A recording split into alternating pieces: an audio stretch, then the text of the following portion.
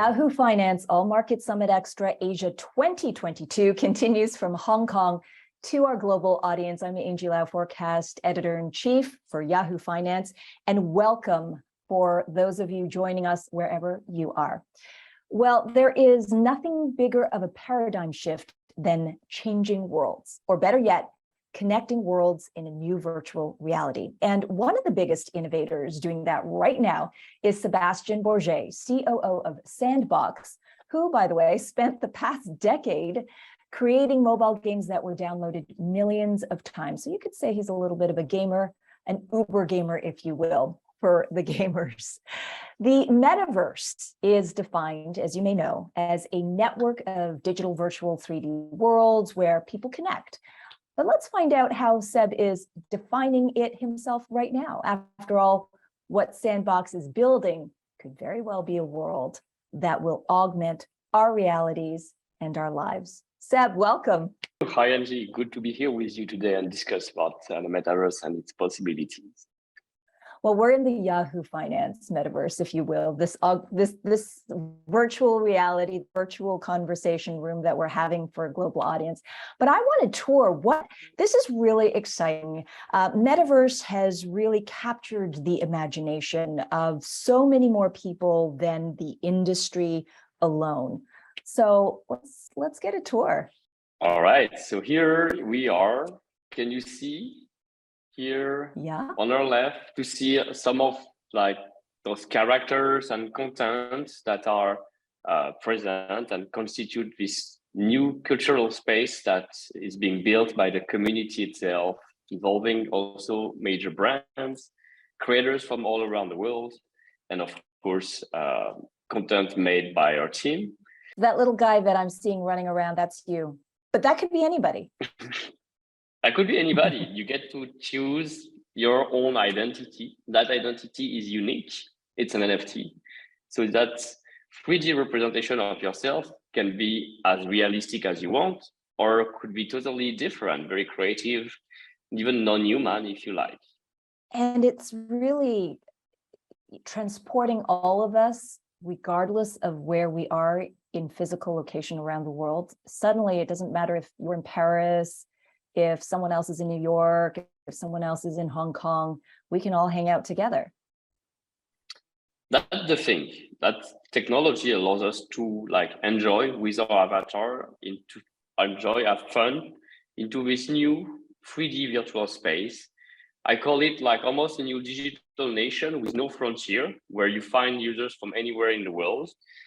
And you don't actually know where's anyone from. Well, we've been discussing about the Metaverse, how it's essentially different from what we've seen before.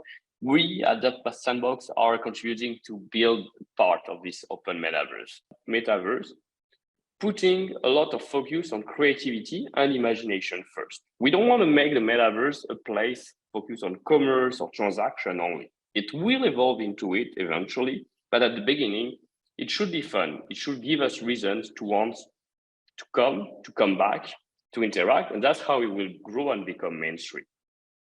And one of the essential aspects of it is to be able to choose your identity. You can be whoever or whatever you want. That avatar, we already discussed, that representation of yourself can be a man, a woman, or a non-human creature. It can be unique as an NFT, so there's only one person in the world that has this look and appearance, such as the Snoop Dogg in Gucci. And that identity, you will be able to use it across all those worlds, or even use external identities into Sandbox. That's also the beauty of being an open Metaverse. So you're now in a world, your imagination is sparkling. You can unleash your idea, you can go beyond physics, you can go beyond frontiers. Technology allows that. But it has to create more new opportunities for everyone to be really that disruptive and to keep appealing to people. So that's why, and we've put a lot of energy and focus to develop those new jobs based on skills of the 21st century, creator-related job, discovery-related, business-related, community, event engagement, but also being a player provides the possibility to earn a salary through the skills, through completing quests and having items currencies that you can potentially keep using or selling. But that may be enough talk. So why don't you create your avatar right now and try joining the metaverse? Join me there, join those creators, and let's see what we'll create together. Okay, I want my metaverse avatar to definitely have a little bit of red. I don't know what I'm going to do with my hair. I might be a little bit more crazy. That's very, very cool. It's almost as if I were to, and correct me if I'm wrong, Sandbox is that operating platform, the real estate, as it were.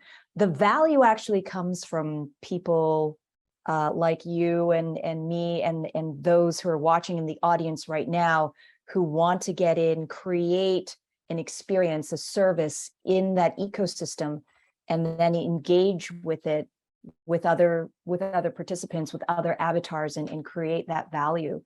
That's where I'm seeing the growth, and that's what I'm hearing from you. Is that right? I think like the growth is also going to be in the idea that this is an opportunity that becomes accessible to people who have been left off by other like Web 1 or Web 2 typically. We have roughly 2.5 billion gamers in the world. Many people think like the priority is to convert those existing gamers into players that will enter the metaverse. Truth is, if you look at any new technology disruption or console and gaming innovation, they have been always enlarging progressively the market by touching new audiences, younger, older, more casual games. Smartphone has introduced hyper-casual games and new ways to have fun and interact. And I find like the metaverse has all the ingredients for it. Like it starts with gaming, but we are going to socialize, to attend virtual shows, virtual concerts, work in the metaverse, visit virtual museums and galleries, and sometimes even invent new format of interactions, expression through the dance, through our avatar, etc. That means also like by having creation tool, allowing anyone to become a creator, even though they never learned before any programming language or specific skills, is important and can create new vocations. So that's our angle. We feel like on one side, we make it accessible to you no matter where you are in the world. We support creativity via our foundation. We bring on brands and touch the fans of those brands who also want to become creators, participate and co-build the world of their favorite celebrity or brand together, becoming their virtual neighbor and participating in all sorts of competition contests, and then nurturing that talent on and on. I think this is so far has been successful and allowed Sandbox to grow to more than 3.5 million users, to more than 21,000 landholders to date. And they provide this around all this excitement around the world about like what can be done. Like people start to dream again. There's innovation, there's new things we've never seen before. I find that beautiful. It is really a figment, if you will, of your imagination. You've been involved in the gaming industry for most of your career, for most of your life. Once upon a time, this was part of your imagination, and congratulations on bringing it to fruition. But for our audience, as we kind of peel the onion a little bit more and get back to the core of it, how did you get started here? What sparked it for you, for Sébastien? You know, since I've been playing video game as a teenager, I always had this idea like one day I'll like to do video games. But then progressively, I went to like study into an engineering school. I went to an exchange program in Hong Kong. I broadened my culture, global culture, and exposing to discover a new region of the world and so on. And I've kept always that curiosity. How can we use new technology, empower users, make it accessible to users through that? Around 2011, with mobile phones, smartphone, I found it was possible again to create video games, just being small teams, small indies, creative, whereas it used to be console gaming, large team, very cost expensive production.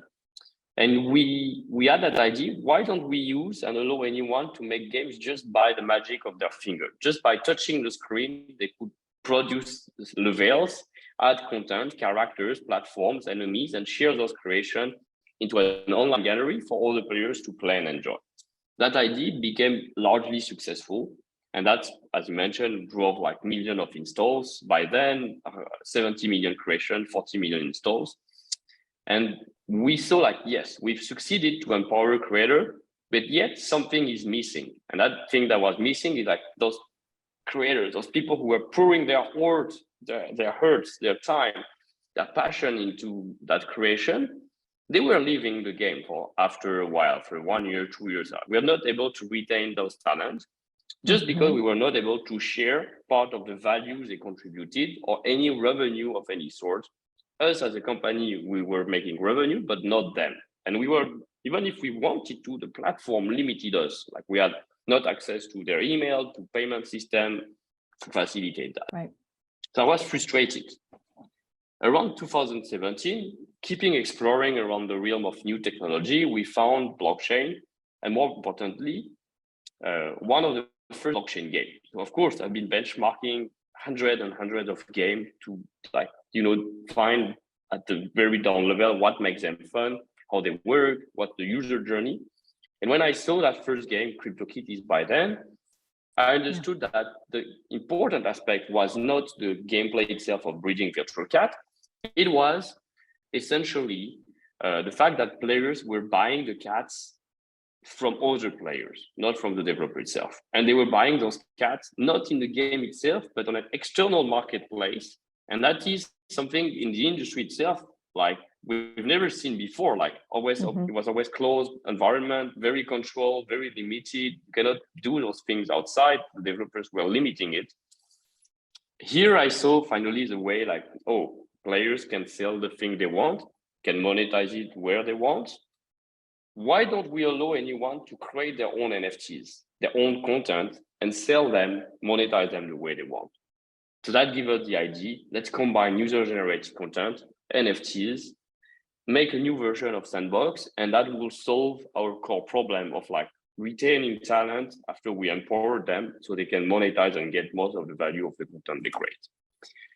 We spent 4 years working on a new version of Sandbox, built on blockchain technology, developing more than a game, a full platform with different tools, 3D editor, marketplace, map, game maker with no code, and creating that world from the ground up, bringing more and more brands, as you can see from behind me, a lot of cool content, and defining a new format of entertainment where everyone will be accepting and embracing this idea of user-generated content and community-driven approach.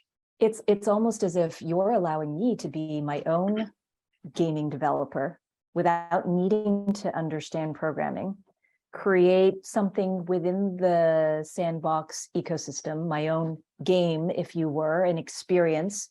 And I want to engage or want to create some sort of experience or entertainment or interaction with other players, if you will, and then they get to pay me or the business through sand tokens, right? And in essence, I've monetized, I'm incentivized as a gaming developer by simply being there, being of value, and then also you have more developers coming, but they're just regular people. Exactly. You're allowing me to be a gaming developer. That's it. Basically, the core vision of Sandbox is how do we empower everyone to become a creator? And I would very much love to see your game, Angie. Let's see what you can make with Sandbox. And then you can engage with your audience. People can play with you, create with you. You can talk about what you create and so on. That makes it very beautiful. You've sparked my imagination. I know that as we move into Web3 at Forecast, that's definitely on the roadmap. It's a very incredible possibility of the future that's happening right now. And I want to talk about the enterprise prospect of it, because you're not only talking to regular folks, you're also talking with companies like Lionsgate Studios, Meta, Hollywood, CJ, NMM in Korea. How are these collaborations going to change, you think, what people's real world experiences are going to be? Are they going to be augmented, or are they going to be replaced by the experiences in Metaverse? What are your thoughts? Indeed, I feel like ultimately Sandbox is already shaping to be more than a gaming platform, but a full entertainment platform with brands from fashion, from lifestyle, from gaming, from architecture, from music, with music artists and music labels, from luxury, and but also from the finance sector, from the banking sector, from the industry, from insurance as well, or shopping, retail, commerce, and so on. Ultimately, over the next 2, 3, 5 years, all the activities of the real world will be present in the metaverse, and we're going to spend a growing number of time doing all those different kind of interactions in one place or in multiple places, since we can take our identity from one to another. And I think, yes, like technology can allow us to increase the potential to augment the reality going beyond physics, making it more fun, more interactive, more beautiful, and a place that you feel like, oh, I want to spend time here. Oh, I'm always surprised about what's happening here. And oh, I can be freely myself in here, at least more than in reality. And interestingly, the real world reality is still going to exist and keep going on, etc. But if we spend more and more time into this virtual world doing all the activities, that virtual reality will also become our actual reality more and more, and will accept being in both. Hollywood already had some version of this in Ready Player One. Do you think that that's going to be the future? I think like it's really interesting how Hollywood is always depicting a certain future, sometimes even a more of a dark one than a positive one. I try to see like a more brighter future where people and their skills are actually being empowered. People discover like they are talented at things they didn't imagine about. And no, it's not the end of the world. And no, we are not all in VR. So one important thing, I don't think the metaverse is about VR at all. The metaverse is about like interacting across various devices and platforms with AR, VR, or traditional 3D on PC, Mac, or mobile. And we don't need to be the same person that we are in the physical world and in the virtual world at the same time. Like our two identities, the virtual one and the real one, or both are real to me now, can actually be disconnected. I can have actually multiple identities online depending on my community, place I go, etc. And that could have a positive effect back in rebound in the real world. It's different versions that we can express of ourselves. In real life, I can interact with you one-on-one. Over virtual reality, I can react and interact with you a little bit differently. I can write, it could be in social media, it can be in person, it could be online. There's just different versions and expressions of us, but at the core of it, it's just really us. So what does us look like in the future that you're building? All of these things that we have right now that we're experiencing in the real world, and what you're building out in Metaverse, what can we expect to see in the future that you see? I think we're definitely gearing toward a future where we no longer have the same attachment to physical goods as our previous generation or ourselves used to have. And we attach more and more importance to the virtual representation of ourselves and all the virtual good, digital good that now can be valuable good thanks to that technology. Doesn't matter. Like we're already seeing kids who want to have more like cards and virtual skins into games than actual toys, because they spend time, because those virtual goods give them more fun as they play with their friends into those games and virtual world than they do with the physical toys physically. And that is a movement that can only accelerate once a whole generation has accepted the idea that it's the new normality to spend time, to socialize, to interact, to date, to work, to learn, to work, earn a revenue, or new salary, or new job into these spaces. I feel like we will have been moving into this true digital economy that most probably will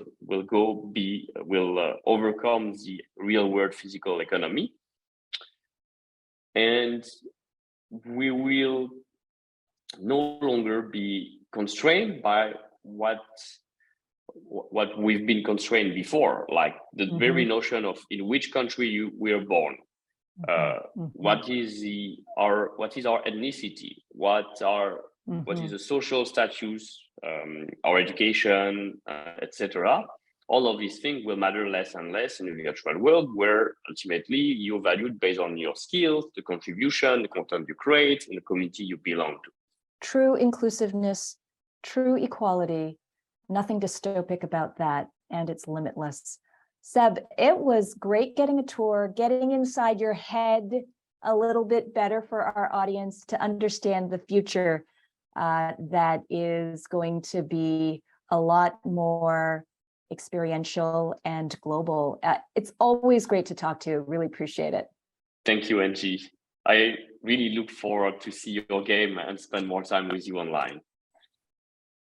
Okay, next, we're going to have this conversation in the Sandbox. That's the next one. Seb, a pleasure. All right, audience, that was your glimpse at the Metaverse. So many more conversations to come. Check out more interviews for All Market Summit on Yahoo Finance web pages. I'm Angie Lau.